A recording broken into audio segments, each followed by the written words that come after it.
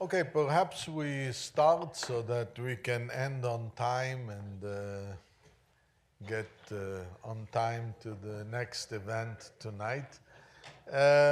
So I wasn't sure exactly what to call this lecture.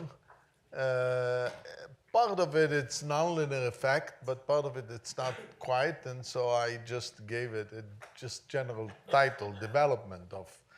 So what I wanted here is to address some of the issues that I raised before that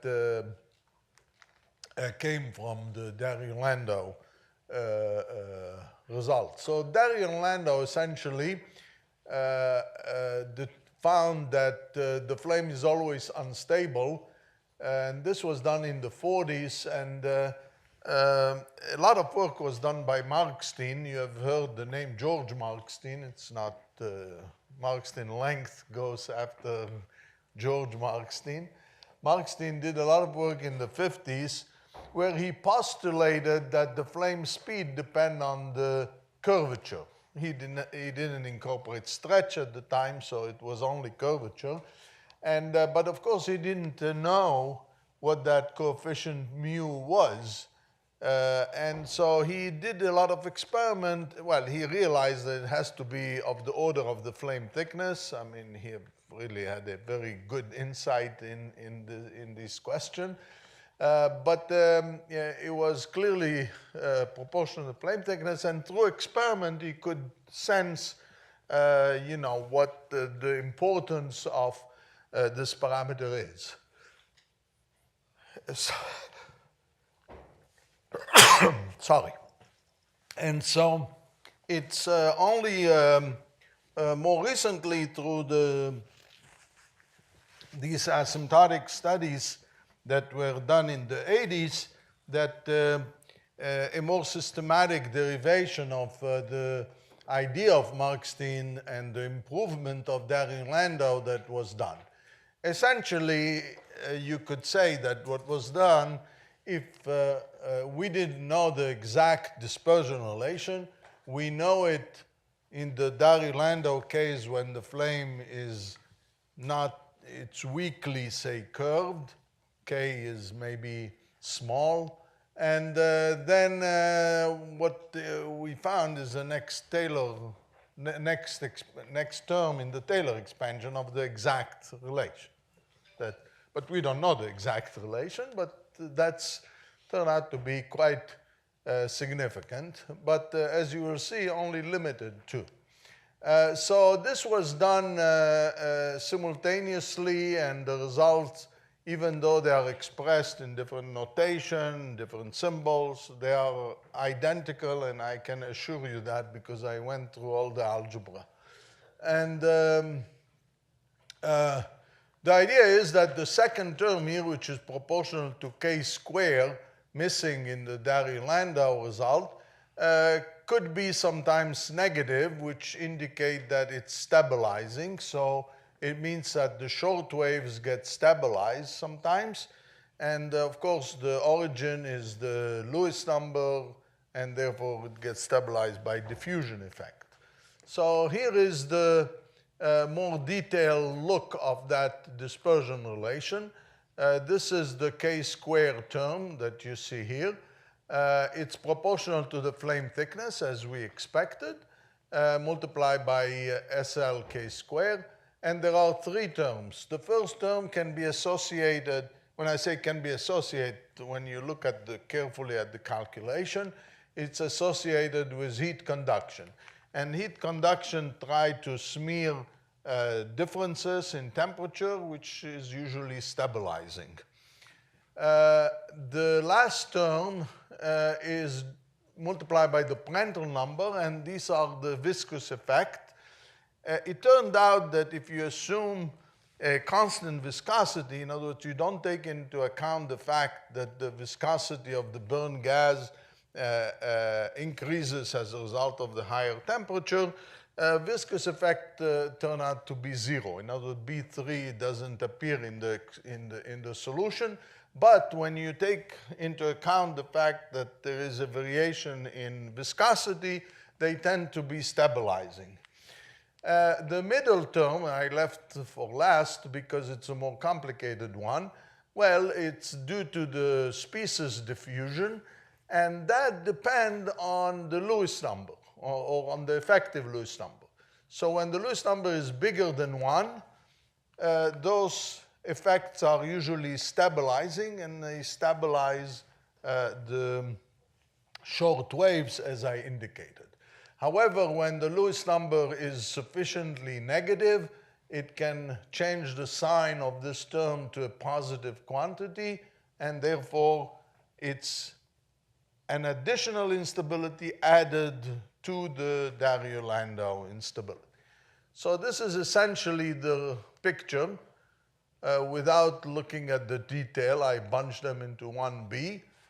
So if the Lewis number is above a critical value L effective star, B is positive, and the short waves, as you see, are stabilized by diffusion. Otherwise, the growth, you see this straight line is a Dario-Landau straight line, right? And so this becomes more unstable, okay? Now, more unstable fit also with the thermodiffusive instability that I told you before. When Lewis number is sufficiently less than 1, we have cells. And so the implication is that the instability here is a thermodiffusive instability, okay? It's just putting together knowledge from one theory, another theory. And the result here is a stabilization of the hydrodynamic instability, but the short waves. Of course, there must be some stabilization of short waves of that curve only. But nobody have ever calculated this, and we don't know it yet. Okay? It would be nice to know because it would tell you something about the behavior of flame with a negative Markstein length, which I told you earlier today. We don't know how to describe them with this theory. Now, this is not just totally made up, because there are some numerical simulation that we have done that indicate that indeed this is what it should be. And you see for the small range of K, the blue curves and the purple curve, which is the asymptotic theory, fits well with the numerics. And here you can see the behavior around the zero. So what you see is there is indeed that there exists, but eventually maybe one day it will be known. Okay, so just to put some of these results into perspective of what I have done earlier, remember I had two curves before when we did the thermodiffusive instability at a constant density. So we didn't have, then we eliminated the Dario-Landau effect. Now I'm not going to say anything about that curve, which is far on the right here, because we don't know anything about it, as a matter of fact. It will show up in one or two graphs. But essentially, this red curve was what we obtained earlier. We said that cellular flame exists here. This was obtained when the density was constant. So no Dario-Landau effect. Well, the true curve should be something that starts here, go through this blue curve, which is a result of that more general theory. And the long waves here are unstable due to the Dario-Landau effect, the hydrodynamic effect. Okay, this is a numerical computation based on a large activation energy theory where they did systematically a change in density ratio from no density change, slowly changing, if you like, sigma. And you see that the dashed point here and here are the result for constant density. And when you look for, when you incorporate the hydrodynamic effect, then your stability curve is just that. And this part fit with this asymptotic result. But this, in fact, indicates that unless you can eliminate long waves, the flame is always unstable. Okay? So that's important to remember. In other words, the long waves are always destabilized by Darry-Landau effect. So here is that same argument, in fact. I can rewrite that quadratic relation in this form. And so essentially, what you see from here is that the waves which are unstable are the one corresponding to k between here to kc, or lambda bigger than 2 pi over kc. So there is a critical wavelength, right, above which the flame is unstable. So if your domain where the flame is propagating is smaller than that critical value, then the flame should be stable. The planar flame would remain stable, because a wave longer than your domain cannot exist. Another way to get stable waves is by gravity. What gravity does is essentially shift those curves downward, and so a situation like here, where you have unstable mode, with gravity become stable, and so gravity, in other words, can stabilize the long wave, something that we have seen before. So if we add gravity to the picture, gravity stabilizes the long wave, diffusion stabilizes the short wave, and you can get a perfectly stable flame. So either gravity or a small domain.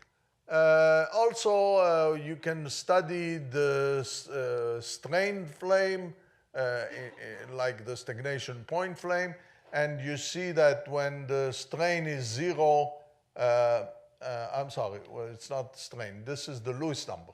When the little l is the deviation of the Lewis number from 1. So again, what you can see is that in the presence of strain, you can a flame can become stable eventually. That's reducing the Lewis number in the presence of strain. And those are the neutral curve. You see, instead of going that way as before, they turn back, so there is a region here of stability when the strain rate is not 0 or significantly larger. So that's why planar flame in stagnation point flow are seen, observed, rather stable. And in fact, they're very robust. You try to push something there and they come back. They are very useful for experimental study. This is a planar flame of a diameter 8 centimeters, stabilized in a laminar parallel flow upward. I told you that it was done at Marseille. It's not easy, but it was done. You see, I mean, you can see very often situations where the flame is almost planar, but there are other effects on the sides and so on. And these people are taking really precaution in order to avoid any disturbances downstream, upstream, so you can really compare things very carefully with the theory, and you see what they observe. This is a cellular flame, propane air, just, I think, above the criticality. In other words, just above the onset when it gets created. And this is a more highly, more in the nonlinear domain. In other words, not just at the onset, but for condition that the cells are rather stable, and so this is it. This is another form of the instability known as the polyhedral flame. It's a Bunsen flame that under regular condition will be a smooth cone, and you don't do anything except change the concentration, which means changing the Lewis number. And when Lewis number is reduced below some critical value, suddenly those tent-like or ridges occur along the surface. And in fact, this flame, I have seen it in the lab because it was done at Northwestern the days that I was there. And it's quite beautiful because mathematically, you will describe this by a bifurcation, which is this is the smooth conical flame, and then this is, let's say, the flame that developed when the Lewis number is below some value, right? So this is going to be Lewis number, let's say, 1 minus, or Lewis number minus 1, or something like that. And what happened is, when you keep on changing the concentration without changing anything about the flow, flames start rotating. And it rotates quite fast, at almost the speed of laminar flame speed. So what you have is what we call a secondary bifurcation, and this is the spinning or the rotating flame. And that rotation is just the chemical, a chemical instability. It has nothing to do with the flow. People have observed such rotating pattern in chemical mixture, but this is quite remarkable. We can also do the analysis of. I have to make a comment about this because before someone also asked me about stability of this flame or that flame. Okay, I started the discussion about stability by saying if you have an equilibrium and you perturb it, the question is, you ask, what happened to the solution if you wait long enough? In other words, you look mathematically at the solution as t goes to infinity of the perturbed situation. When you have a flame which is propagating, there is no equilibrium because it's moving in time. So how to study the stability of something which is changing in time, it's not obvious at all, it's not clear. You can add a perturbation to it, fine, but how do you determine what is stable, what is unstable?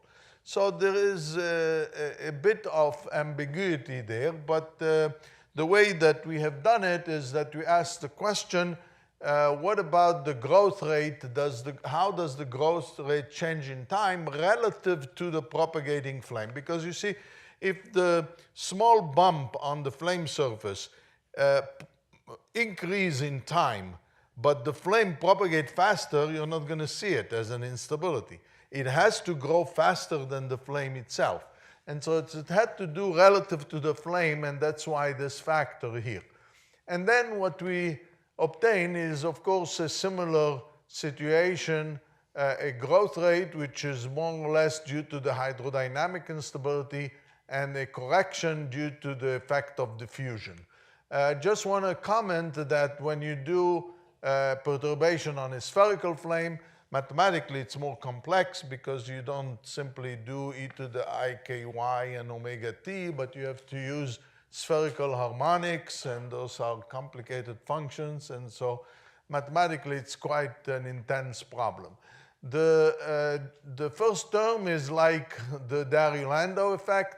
The second term are contribution due to diffusion, heat conduction, molecular diffusion, and viscous effect. It's very similar in principle to the previous result. Here is what the growth rate looked like. The amplitude of a disturbance starts decaying and then eventually will grow. So we can determine the onset either when it starts growing, or we can determine the onset when the amplitude achieves at least the size of the initial value, or any other criteria. But you see, there is some question of how do you determine. It's clear that there is some kind of instability, and that occurs when the Lewis number is above a Lewis number critical, right? The same thing as we have seen in the hydrodynamic instability effect. Now, what happens if the Lewis number is below that? Well, the flame will start growing from the beginning, because when the Lewis number is below the critical, what you have is thermal diffusive effect that are in fact immediately when the flame is small, because they are usually introduced, they are of the order of the flame thickness. So they appear very early on, And the theory that I have followed here is the hydrodynamic theory that the radius has to be significantly larger than the flame thickness, so obviously we cannot catch those. So it's the same range of condition that I told you earlier that we don't have an answer for. This is what the growth rate would look as a function of the wavelength. When the radius is small, it's stable. Eventually, there is a critical wavelength that is the most unstable one, and that's what would appear first. So when the flames start to become unstable, it's not that you start having one bump or two bumps. Immediately you have a number of bumps associated with this wave number, which is actually quite many on a sphere. This is what the computation looked like at an unstable situation. But what more interesting here is this peninsula here, which is interpreted this way. This is the wave number, which is equivalent to like, it's the reciprocal of the wavelength, if you like, but for a spherical flame, the wavelength is 2 pi r divided by n. Okay. So this is the Peclet number, or essentially the radius, the flame radius. So when the flame is, and we are in a situation where the Lewis number is sufficiently large, in other words, larger than a critical value. So we're focusing on what is known as the hydrodynamic instability. So early on, the flame is totally stable. It's going to be a pure, smooth sphere. At this critical value, it will start to become wrinkled. And as the flame propagates, the range of growing modes will increase. Now note that this boundary here is roughly a linear function of r. So n is approximately goes like r, which means that the wave number, the wavelength is going to be a constant. Since this is the smallest wavelength that you have, it means that there are a smaller cell that can be created on this flame.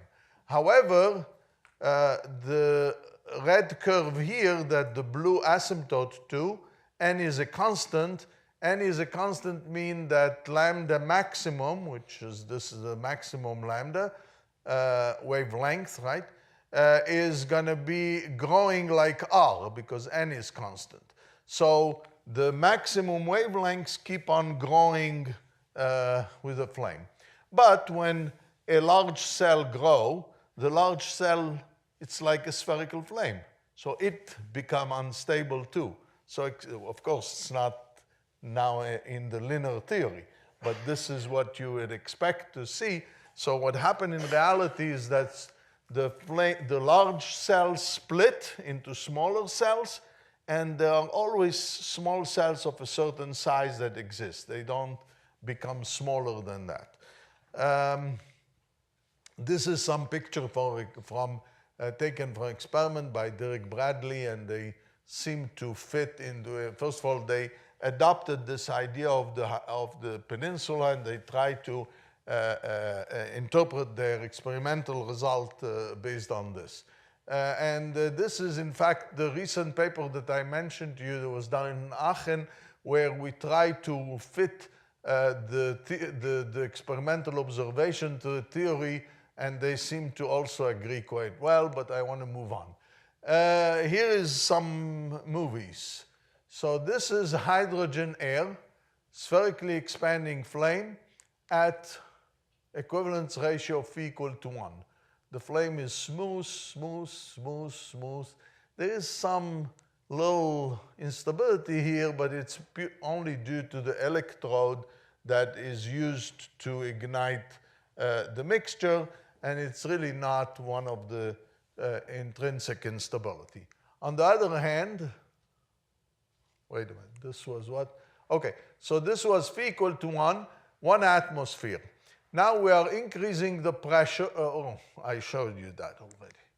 Okay, now we are still phi equal to 1, but we are increasing the pressure. Now, what does the pressure increase do? Well, remember that the stabilizing part are proportional to the flame thickness. You increase the pressure, you decrease the flame thickness, the instability should be observed earlier. And indeed, that's what you see. See, already now you start seeing the unstable pattern that develop on the flame. Now, if you increase the pressure further, almost immediately the instability is created. Well, you have seen those already. So, okay. Some comment about nonlinear effect.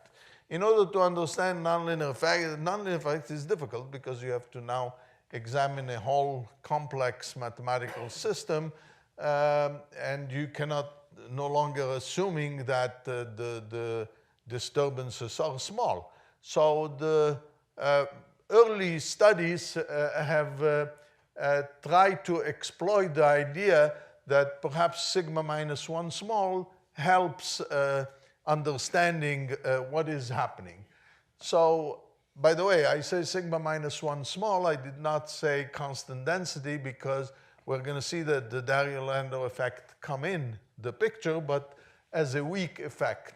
This is known as a weakly nonlinear model, and it leads to the so-called Michelson-Sufficiency equation.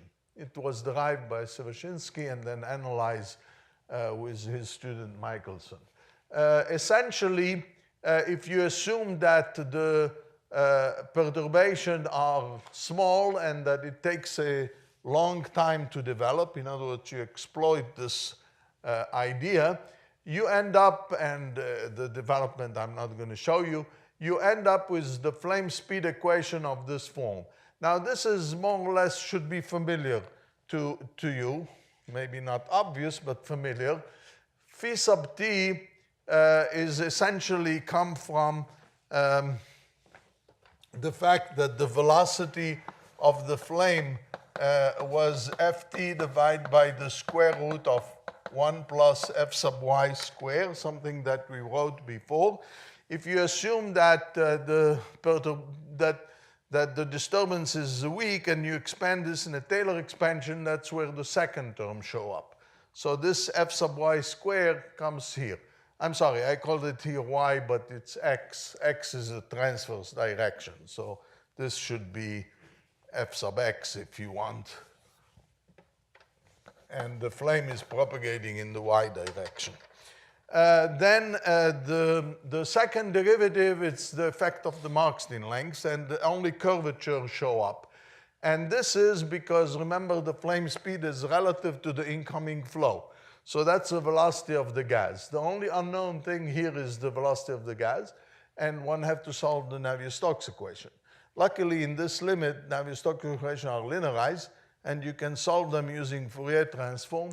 And if you do that, you get V star have the following form that depend only on phi. So you end up with an integral differential equation that describes the whole dynamics.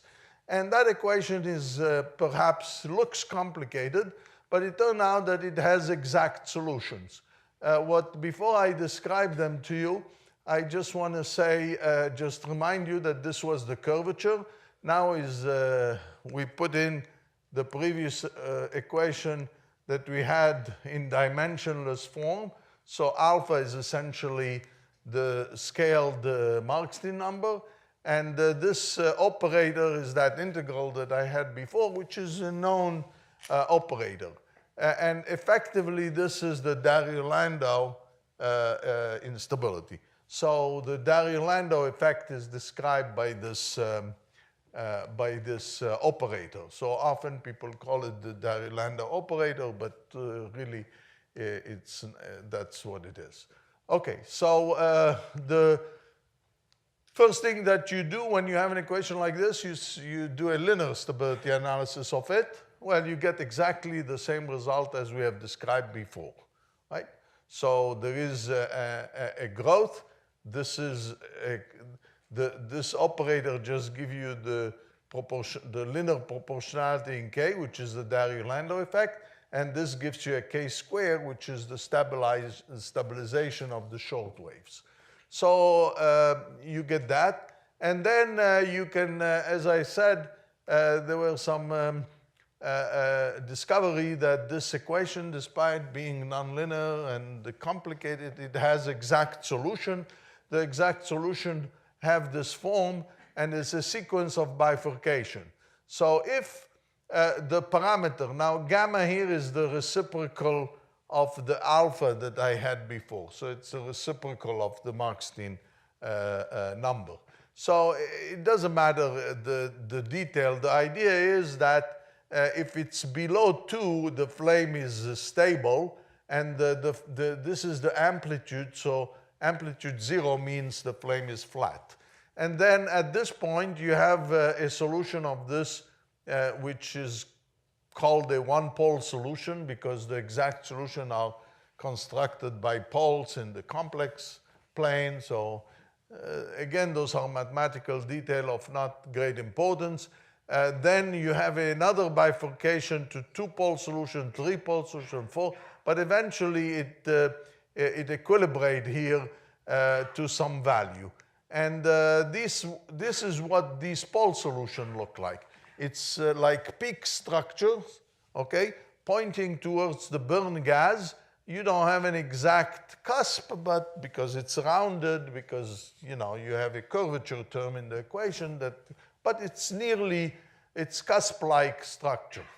So it was proved later on that, first, before it was proved, this is now these cusp-like flame propagate faster than the laminar flame, clearly because they have a larger surface area. And here is the propagation speed, okay? And it tends towards a constant which is about 12.5% larger than the laminar flame speed. U is the augmentation in flame speed above the laminar flame speed. So the idea is that these flames propagate faster, and it was proven that they are stable, which means that when the planar flame become unstable due to the Navier-Stokes effect, it creates these cusp-like, and these cusp-like start propagating at a constant speed. And that's what I'm going to show you in the next few figures. The first one is based on the Michelson-Sufficiency equation, and then I will show you result based on the hydrodynamic theory, namely with a realistic sigma, realistic density variation. So here you start a very random perturbation to the flame front, a Michelson-Sufficiency equation. What you see is that the small cells coalesce, form larger cells. So now you have here 1, 2, 3, or 4, something like that. Then the 4 coalesce, form 3, and then eventually form 1 peak solution, and you see it propagate now steadily.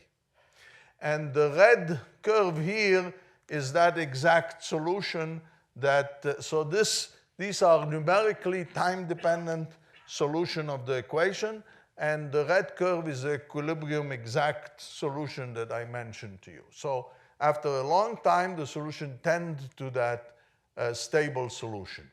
I'm going to show you now solution of the full nonlinear model, this is the hydrodynamic model. You're already familiar with this. It's just I want to emphasize what are the parameters. There are only 2 parameters in the problem. One of them is the Markstein length, and the other one is sigma, the density ratio. But since I'm going to integrate the equation on a domain of finite size, then I'm going to scale my Markstein length with respect to that L. So that's what I call M, which is my Markstein number. You have to be careful. It's not what people normally call the Markstein number.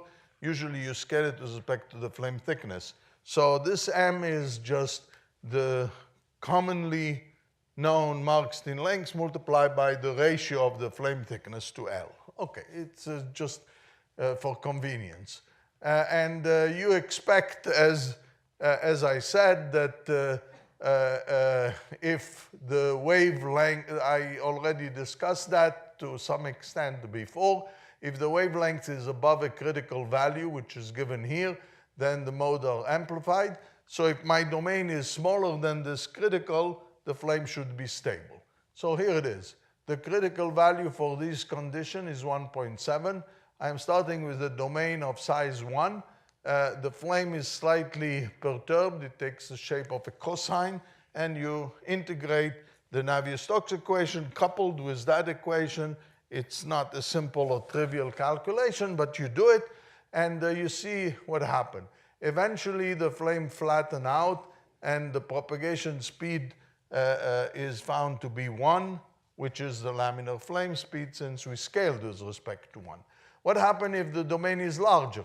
Well, you see, you develop this cusp-like flame that propagates at a faster speed.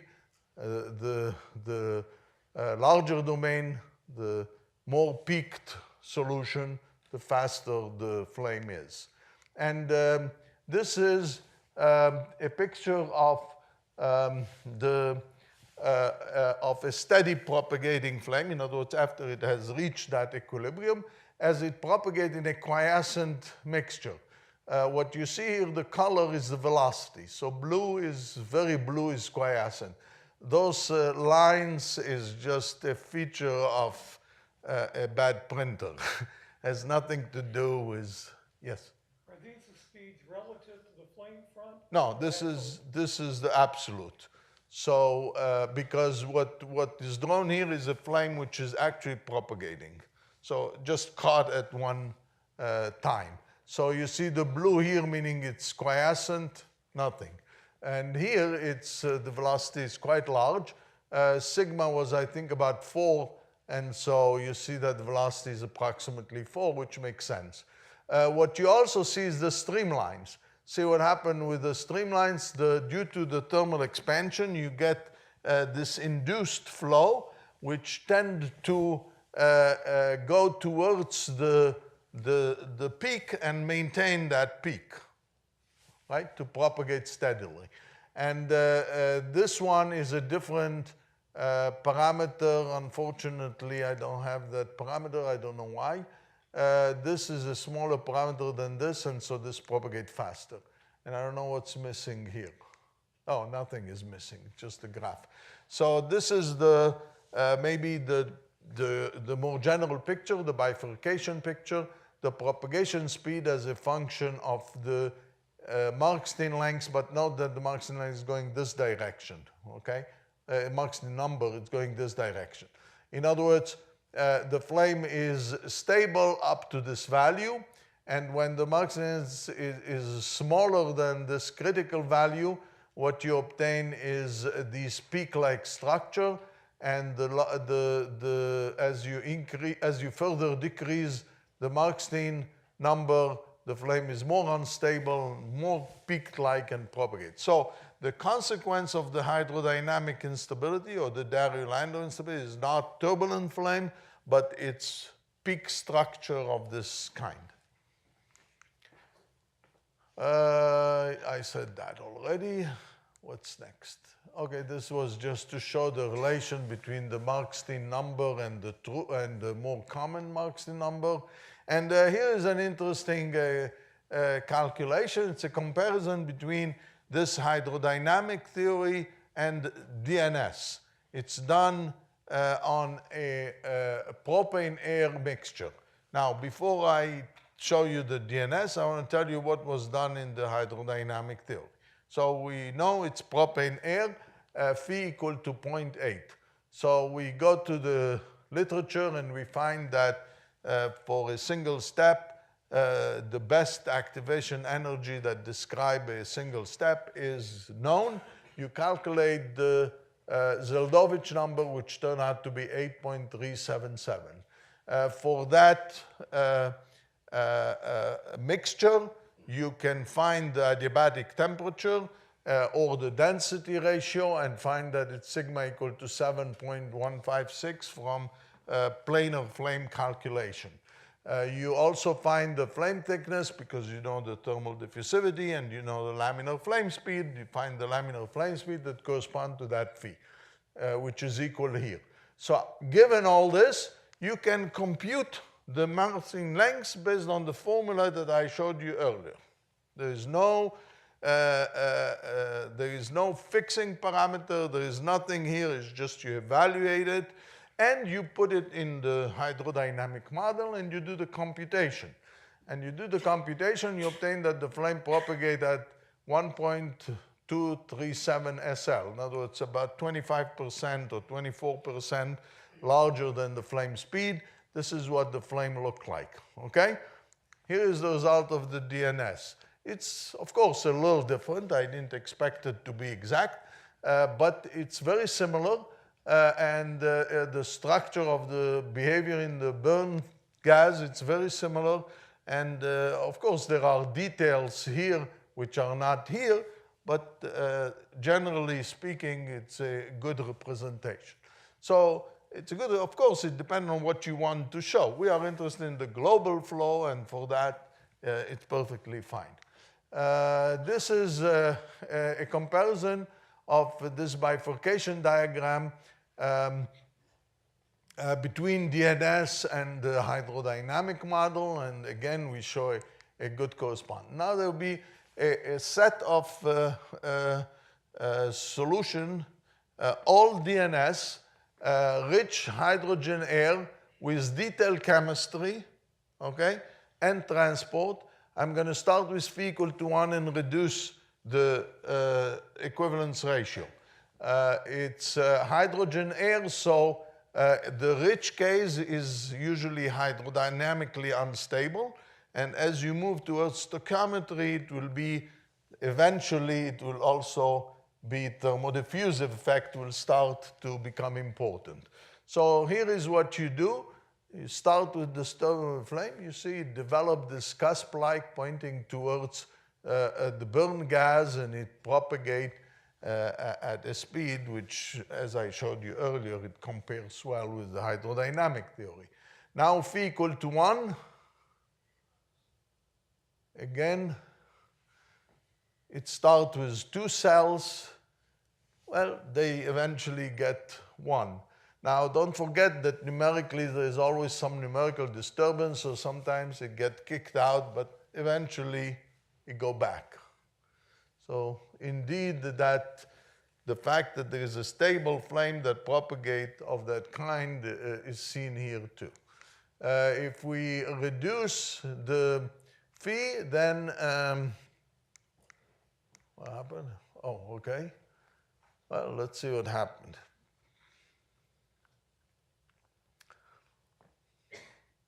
Okay, it still has that, but it's still good. I think the next one will be, okay. By the way, the marker here that showed the structure is the concentration of OH, which seemed to be a very good indication of representation of the flame surface. This is for phi equal to 1/2, and it's totally different.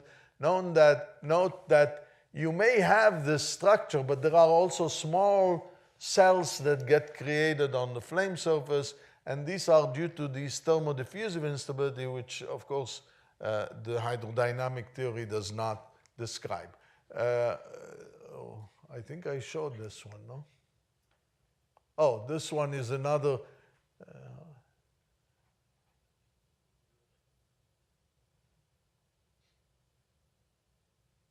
You see the small structures that get created. I mean, there is a tendency to have that peak structure, but it's not. There are other things. Here, this is what I wanted to show you. These are all the graphs that we went through that show the integral of the reaction rate. So it's a total reaction rate, if you like, as a function of the heat release rate, as a function of time. So you see, we started with phi equal to 2, the purple, and you see it's very steady, right? That was when we got a 1 peak and it moves steadily.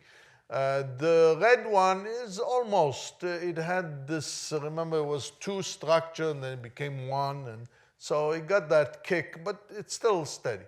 But as you go down to the lower values of phi, then you have these unsteady effects that are constantly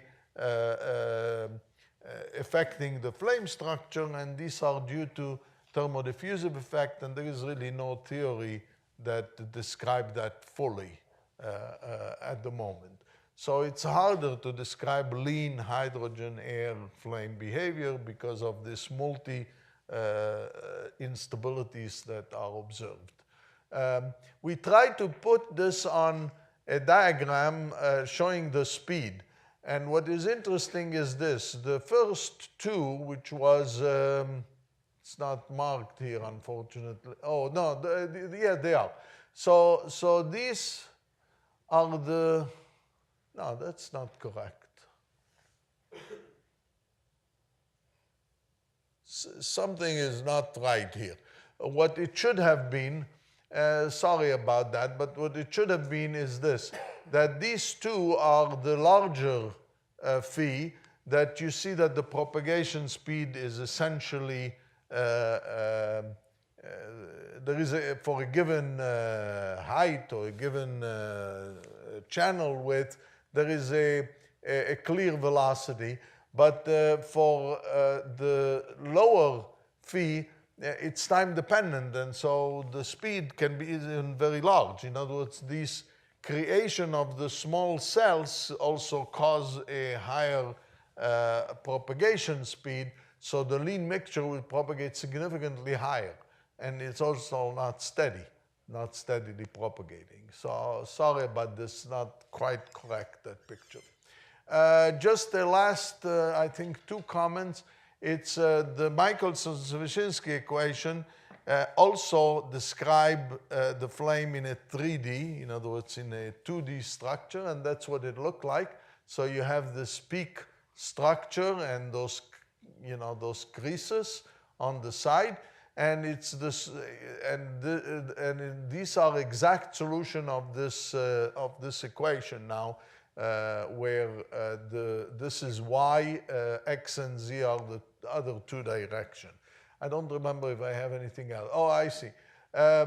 This is a 3D calculation that was just recently done by one of my students, which is done by the hydrodynamic model. In other words, here is we're accounting for density variation fully, as opposed to the solution of the Michelson-Sufficiency, which is a weak. And here is the bifurcation diagram, speed as a function of the inverse of the Markstein length. You see, here is the bifurcation point, and the bifurcation point is the same for 2D and 3D. But the 3D flame, in other words, the tent, of course, would have a much higher propagation, almost twice the increase from the 2D. In other words, the more surface area consume the mixture more and propagate faster. And I think this is the end, and so we can stop a little early, good, so we can go and do dinner today and celebrating and so on. Thank you very much. Today I will choose how to start. There are two things I want to try to discuss. A little bit about turbulent flame and the other thing about diffusion flame. So I'm going to have a mixture of those two.